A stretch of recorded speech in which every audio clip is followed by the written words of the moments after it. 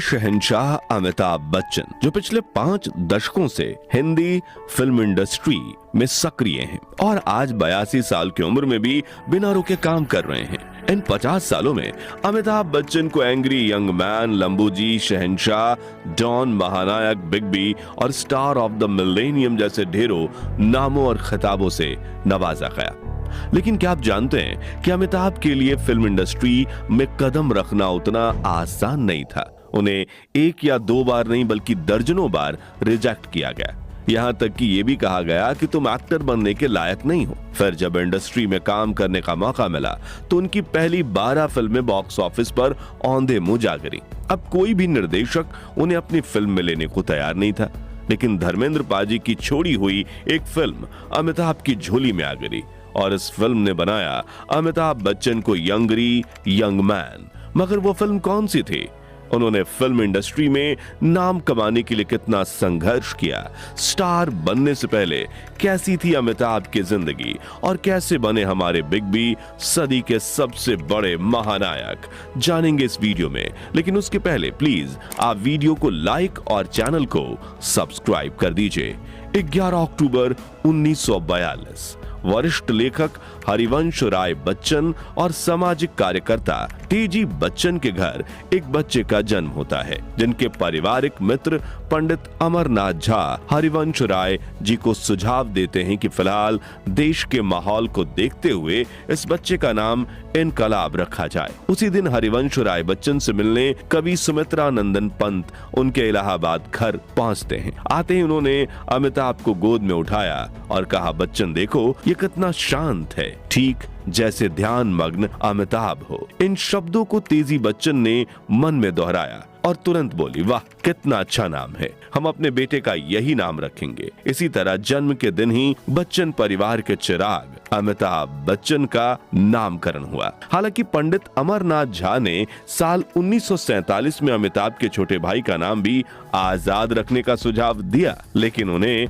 अजिताभ बच्चन नाम दिया गया। घर वाले अमिताभ को अमित कहकर पुकारते थे और माँ तेजी बच्चन उन्हें प्यार से मुन्ना कहती थी। मित्रों, हरिवंश राय बच्चन एक जाने माने कवि थे और तेजी बच्चन राजनेता। वहीं बच्चन परिवार का गांधी परिवार से इतना करीबी रिश्ता था कि बचपन में अमिताभ बच्चन, राजीव, संजय और अमिताभ एक साथ खेला करते थे। इसलिए कहना तो सही नहीं होगा कि अमिताभ बच्चन गरीब परिवार से थे, लेकिन उन्होंने अपने एक्टिंग करियर से काफी संघर्ष देखा, जिसकी शुरुआत होती है दिल्ली के किरोड़ी मल कॉलेज से। जब वो नैनीताल के शेरवुड स्कूल से अपनी प्रारंभिक शिक्षा पूरी करके किरोड़ी मल कॉलेज में पहुंचे थे, तब उन्हें ड्रामा सोसाइटी ज्वाइन करने का काफी मन था, क्योंकि वो बचपन से ही अभिनेता बनना चाहते थे। अमिताभ को ये मौका तब मिला जब कॉलेज के मशहूर थिएटर शख्सियत प्रताप शर्मा के भाई को एक नाटक के प्रमुख रोल के लिए चुना गया, लेकिन कुछ निजी कारणों की वजह से उन्होंने आखिरी मौके पर नाटक का हिस्सा बनने से मना कर दिया। तभी अमिताभ ने आगे आते हुए वो भूमिका निभाने की इच्छा जताई। कोई विकल्प न होने की वजह से उन्हें चुन लिया गया, लेकिन अमिताभ की दमदार आवाज सुनकर ड्रामा सोसाइटी के प्रमुख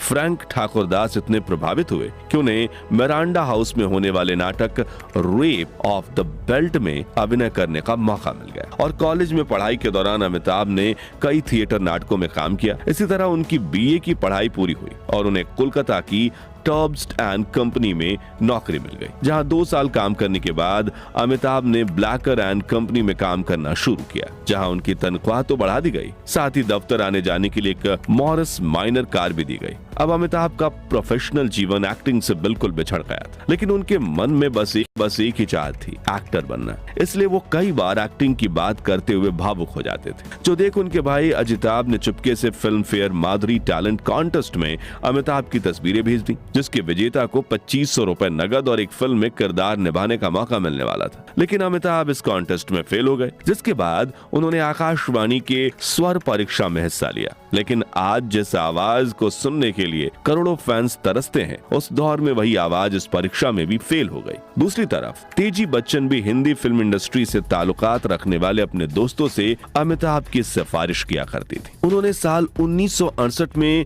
फिल्म निर्देशक सावन कुमार कुमार टाक को जब अमिताभ के बारे में बताया तो वो काफी प्रभावित हुए और उन्होंने अमिताभ को मिर्जा गालिब का रोल देने का मन बना लिया। लेकिन उनके सहयोगियों ने तर्क दिया कि अमिताभ काफी लंबे हैं और मिर्जा गालिब का कद कम था। इस तरह अमिताभ यहाँ भी सेलेक्ट होते होते रह गए। यहाँ एक दिलचस्प किस्सा ये है कि तेजी बच्चन संजय दत्त के पिता सुनील दत्त और मां नरगिस दत्त की काफी अच्छी दोस्त थीं और सुनील दत्त के कहने पर मशहूर निर्देशक B.R. चोपड़ा ने अपनी एक फिल्म के लिए अमिताभ का स्क्रीन टेस्ट भी लिया, जिसमें अमिताभ ने अपनी भारी आवाज में कहा, तुम जब भी मुझे यूं देखती हो मैं सब भूल जाता हूँ, क्या कहूँ कहाँ हूँ कुछ समझ नहीं आता। लेकिन चोपड़ा साहब को अमिताभ की आवाज में प्यार नहीं दिखा, उन्होंने उन्हें रिजेक्ट कर दिया। और इसी बीच अमिताभ ताराचंद बड़जात्या से भी फिल्म में रोल मांगने पहुंच गए, लेकिन उन्होंने इनका कद और आवाज देखते हुए इन्हें रिजेक्ट कर दिया और बंद शब्दों में कह दिया कि तुम एक मेन स्ट्रीम एक्टर बनने के गुण नहीं है। जी हाँ,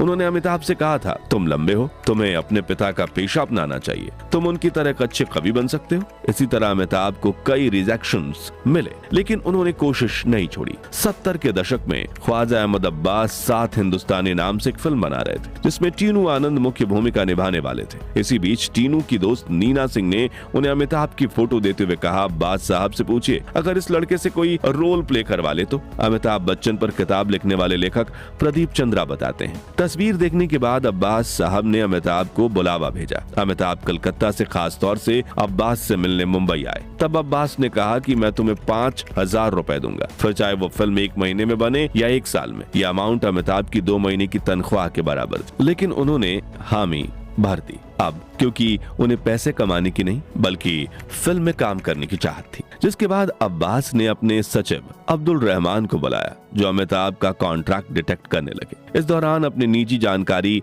बताते हुए अमिताभ बोले, पुत्र डॉक्टर हरिवंश राय बच्चन, जो सुनकर अब्बास के कान खड़े हो गए। वो जोर से चिल्लाए, रुको, इस कॉन्ट्रैक्ट पर मैं तब तक दस्तखत नहीं करूंगा जब तक मुझे तुम्हारे पिता से इजाजत नहीं मिल जाती। वो मेरे अच्छे दोस्त हैं। जिसके बाद कॉन्ट्रैक्ट की जगह हरिवंश राय बच्चन के लिए एक टेलीग्राम डिटेक्ट किया गया, जिसमें ख्वाजा अहमद अब्बास ने पूछा, क्या आप अपने बेटे को अभिनेता बनाने के लिए राजी हैं? करीब 2 दिन के इंतजार के बाद हरिवंश राय जी का उत्तर आया, मुझे कोई एतराज नहीं, आप आगे बढ़ सकते हैं। लेकिन ये एक साइड रोल था। मगर फिर अमिताभ बच्चन की किस्मत तब पलटी जब टीनू आनंद को सत्यजीत राय ने असिस्टेंट डायरेक्टर बनाने के लिए अपने पास बुला लिया और उन्होंने फिल्म छोड़ दी। जिसके बाद ख्वाजा अहमद ने अमिताभ की एक लिखित परीक्षा ली और उन्हें मुख्य किरदार की भूमिका दे दी। उस फिल्म में पहली बार अमिताभ ने उर्दू भाषा का प्रयोग किया था। शूटिंग के दौरान उन्होंने अपना 100% दिया और अब्बास साहब ने खुश होकर उन्हें 50 रुपए दिए। उस रात उन पैसों से अमिताभ बच्चन, जलाल आगा और अनवर अली 3 दोस्तों ने मिलकर जमकर शराब पी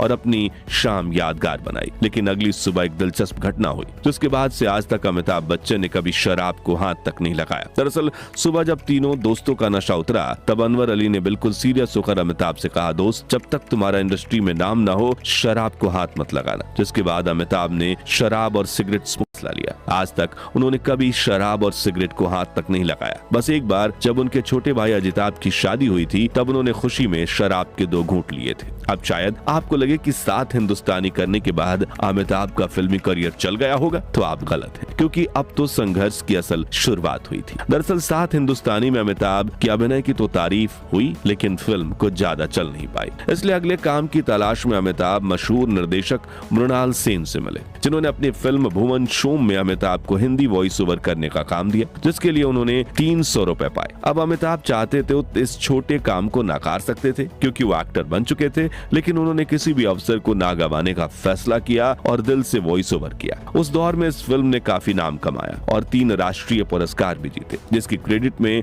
अमिताभ बच्चन का नाम था, जिससे उन्हें काफी प्रशंसा भी प्राप्त हुई और फिल्में भी। मगर आपको ये जानकर आश्चर्य होगा कि अगले 2 सालों में अमिताभ की 10 फिल्में बॉक्स ऑफिस पर बुरी तरह पिट गई। मगर वो काम को लेकर इतने डेडिकेटेड थे कि उन्हें सुनील दत्त की फिल्म रेशमा और शेरा में गूंगे व्यक्ति का रोल निभाने का भी एक मौका मिला, जिसमें उन्होंने कोई झिझक महसूस नहीं की, बल्कि अपनी भावनाओं को बिना बोले दर्शकों तक पहुंचाया। जिसके बाद एक दिन डायरेक्टर ख्वाजा अब्बास के साथ वो ऋषिकेश मुखर्जी से मिलने उनके घर गए। वो उन दिनों फिल्म आनंद के लिए एक अभिनेता की तलाश में थे। तभी अमित जी की आवाज और गंभीर आंखें देखकर ऋषिकेश मुखर्जी के मन में ख्याल आया कि आखिरकार मुझे अपने फिल्म का बाबू मोशाय मिल गया। इस तरह उन्होंने आनंद फिल्म में काम करने का मौका पाया, जो सुपरहिट हुई। लेकिन अब तक अमिताभ को एक सोलो हिट नहीं मिल पाई थी। दूसरी तरफ अमिताभ बच्चन की जया भादुड़ी के साथ नजदीकियां बढ़ने लगी और उन्होंने भी एक साथ कुछ फिल्में की, लेकिन वो भी नहीं चली। लेखक प्रदीप चंद्रा बताते हैं कि शुरू से ही अमिताभ के अभिनय ने सबका ध्यान अपनी तरफ खींचा था और अगर अमिताभ में टैलेंट नहीं होता तो उन्हें एक के बाद एक 12 फिल्में नहीं मिलती। तीसरी ही फिल्म के बाद ही उन्हें अपना बोरिया बिस्तर बांधना पड़ता। खैर 1972 में धर्मेंद्र और प्रकाश मेहरा की जोड़ी ने समाधि जैसी हिट दी थी। इसी दौरान धर्मेंद्र ने सलीम जावेद से 9,500 रुपए देकर एक कहानी खरीदी। ये कहानी उनके दिल के बेहद करीब थी, लेकिन हालत कुछ ऐसे बने कि उन्होंने खुद ही उसे छोड़ दिया। किस्मत का खेल देखिए, धर्मेंद्र की बहन के प्रकाश मेहरा से इतने गहरे मतभेद हो गए कि बहन के दबाव में आकर उन्होंने फिल्म करने से इनकार कर दिया। धर्मेंद्र का मानना था कि वो कहानी एक दिन जरूर बनेगी, लेकिन अफसोस उसमें वो खुद कभी नजर नहीं आए। यही कहानी बाद में प्रकाश मेहरा ने धर्मेंद्र से 55,000 रुपए में खरीद ली और इसे अपनी पहली होम प्रोडक्शन फिल्म बनाने का फैसला किया। दिलीप कुमार, देवानंद, राजकुमार सबसे पहले ये रोल इन्हें ऑफर हुए, लेकिन तीनों ने ठुकरा दिया। किसी को रोल का गुस्सैल स्वभाव पसंद नहीं आया तो किसी को लगा कि ये फिल्म चलेगी ही नहीं। और यहीं किस्मत एक नया खेल खेलने वाली थी। 11 मई 1973 को इस दिन रिलीज हुई जंजीर और पर्दे पर जन्म हुआ यंग मैन का, एक ऐसे किरदार का जो हिंदी सिनेमा की परिभाषा बदलने वाला था। विजय खन्ना नाम का यह पुलिस ऑफिसर जिसकी आंखों में दर्द था, जिंदगी में गुस्सा था और दिल में था न्याय के लिए ना झुकने वाली आग। इस फिल्म में कई हीरो थे।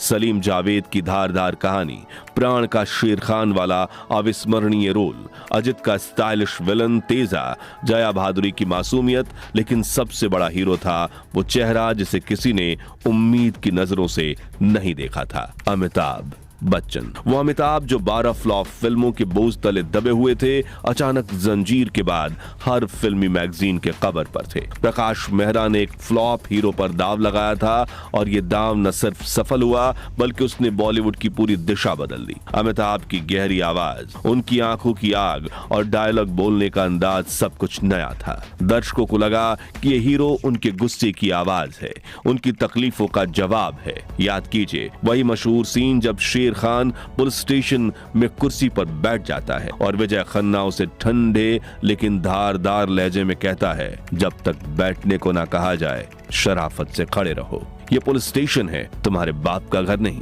ये डायलॉग सिर्फ डायलॉग नहीं था, ये आने वाले दौर का ऐलान था। जंजीर की सफलता सिर्फ एक फिल्म की सफलता नहीं थी, ये उस सिस्टम से लड़ते आम आदमी की आवाज थी जो 70s के भारत के सड़कों पर सुनाई देती थी। भ्रष्टाचार, बेरोजगारी, गरीबी, हर चीज से तंग जनता को लगा कि विजय खन्ना उनका हीरो है और यही था अमिताभ बच्चन का असली जन्म, एक स्टार का जन्म। तो दोस्तों, आपको बॉलीवुड के शहंशाह कि कौन सी फिल्म सबसे ज्यादा पसंद है और आपके पसंदीदा अभिनेता कौन से हैं, कमेंट में बताइए। अमिताभ बच्चन की अनकही अनसुनी कहानी पसंद आई हो तो वीडियो को लाइक और शेयर करके 11,000 लाइक्स जरूर करवा दीजिए और ऐसी ही दिलचस्प वीडियोस के लिए इस चैनल को सब्सक्राइब करके पास वाली घंटी जरूर बजा दीजिए। जय हिंद, वंदे मातरम।